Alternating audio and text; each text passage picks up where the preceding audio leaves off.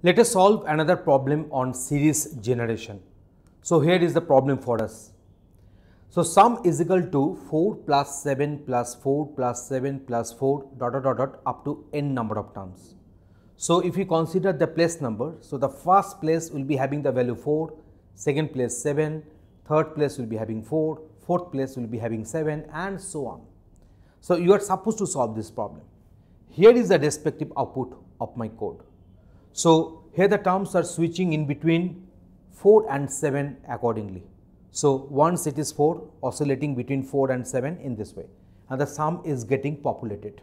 So for the value of n is equal to 6, the sum we are getting here is 33. So try to write this problem at your end and get it verified with this practical demonstration which is following next. So here is the demonstration where we are going for the implementation of this series problem in C language. Here the series is very simple. 4 plus 7 plus 4 plus 7 plus 4 plus 7, that means 4 and 7 will come alternatively and the series is to be calculated for n number of terms. So let us write the program at first. Here we have defined the respective variables required in my program. We have taken input from the keyboard regarding the number of terms. Sum has been initialized with 0 and the first term is 4 here, so term is having 4. So sum is equal to sum plus term, so I have added this 4 with the sum. Initially sum was having value 0. I am printing the current I value, the term value and the sum value accordingly. So now this is the time where I shall make 4 to 7 and 7 to 4. So for this I have made one if statement here. Now in this section we shall switch the term between 4 to 7 or 7 to 4. So if term is equal to 4, then make term is equal to 7, otherwise keep term is equal to 4.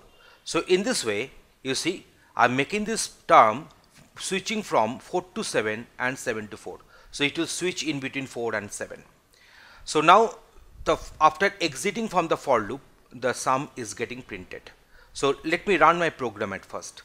If I run, then the output screen is coming. So I'm making this one as 5. So I is ranging from 1 to 5 and term is switching in between 4 and 7, 4 and 7 and 4 and 7, so on. And when 0 plus 4 I'm getting 4, 4 plus 7 I'm getting 11, 11 plus 4 I'm getting 15, 15 plus 7 I'm getting 22, 22 plus 4 I am getting 26. So the final sum is 26 that has been obtained. But I can bring some betterment in this program. You see, I'm just making this part as comment.